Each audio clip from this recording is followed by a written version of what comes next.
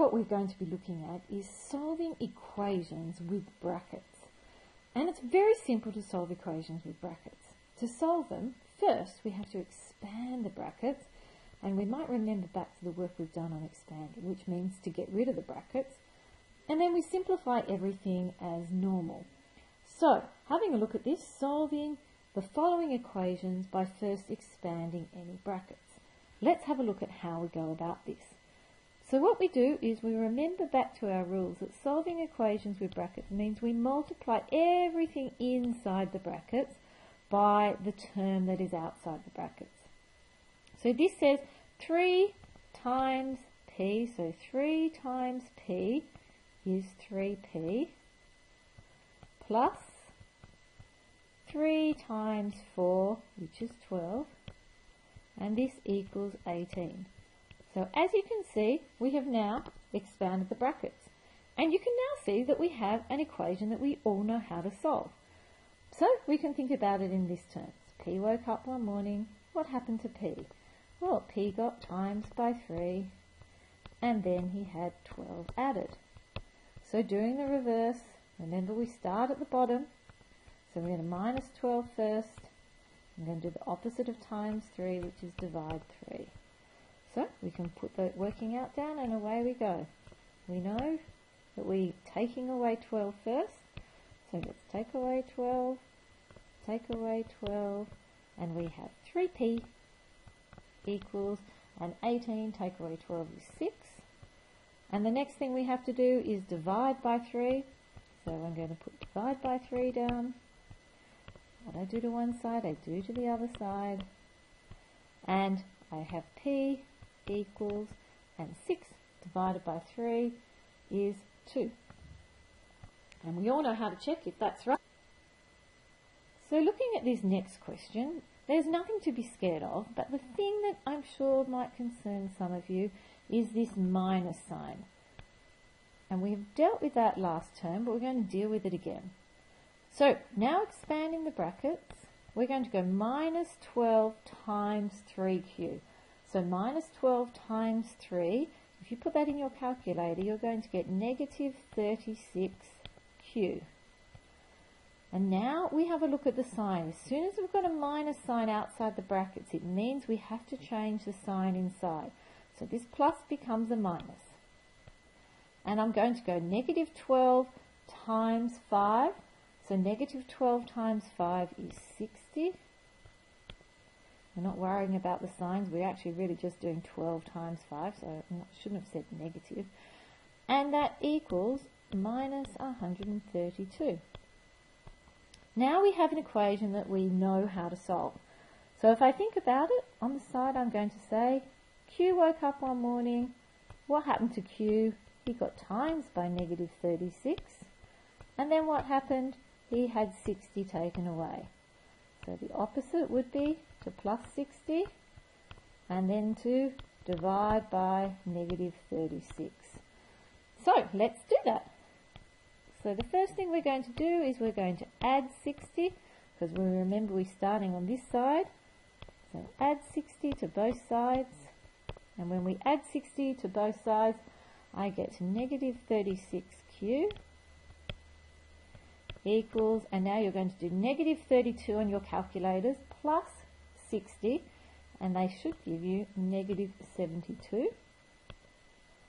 And the last thing we have to do is we have to divide by negative 36 and divide the other side by negative 36. And what we end up with is we have Q equals, and negative 72 divided by negative 36 will give you the answer of 2. And there it is. And you all know that we can do a substitution to check if that one's okay. Having a look at this next type of question, I'm just going to put a little star next to it because I want you to all think about this one and make sure you all understand what's going on.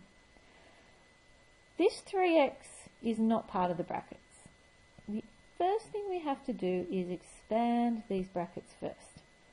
So I'm going to go 4 times 2x. So 4 times 2 is 8. And I'm going to put the x down.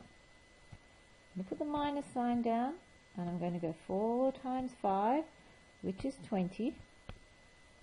I'm going to put down this plus 3x, and I'm going to say that equals 57. Now, way back last term, we did some interesting work on this. Let me find you another colour. And when we had pronumerals or numbers on the same side of the equal sign, we had to collect like terms. So that 8x and that plus 3x were like terms. So I'm going to say 8 plus 3, which is 11x, minus 20's got no friends on this side, so we're just going to write him down, and equals, and we're just putting that 57 back on the other side. Now you can see you have an equation that you all know how to solve.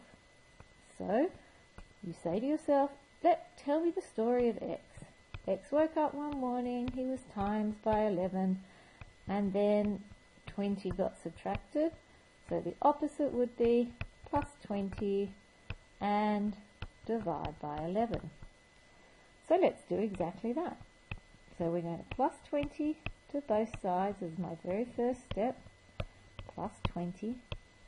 So I'm left with 11x equals, and 57 plus 20 is 77.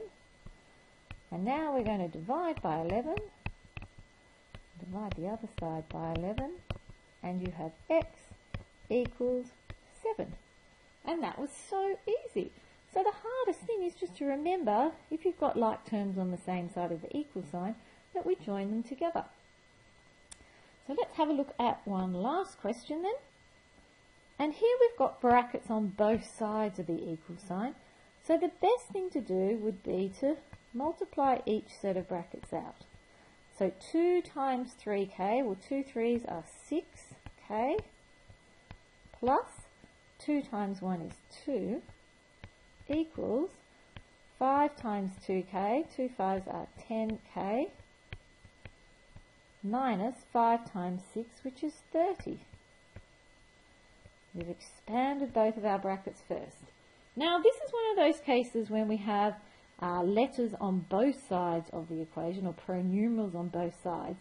And from our previous work, what we've learnt is that we really would prefer it if we took the smallest unit across to meet the biggest one.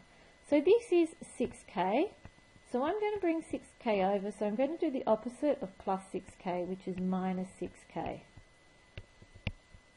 So once we know the first step, everything becomes easier. So if I minus 6k from this side, all I'm left with is 2 equals 10k minus 6k is 4k minus 30.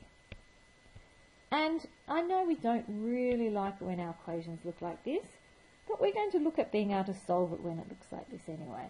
So the same story, we look for our letter and we tell the story. K woke up one day and he was times by 4.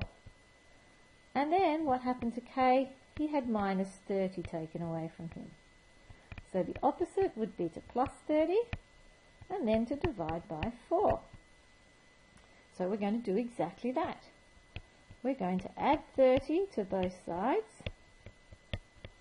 Now we're not going to get confused because we know that this side has now disappeared and all we're left with is 4k. And the other side is 30 plus 2, which is 32. And then we know the next thing is to divide by 4. Now we're going to divide the other side by 4. So 4k divided by 4 is just k. 32 divided by 4 gives you 8. And then we can rewrite that in the way we prefer to see it, which is k equals 8. And that's the simplest way we can do equations with brackets. Any questions? I'll see you in class.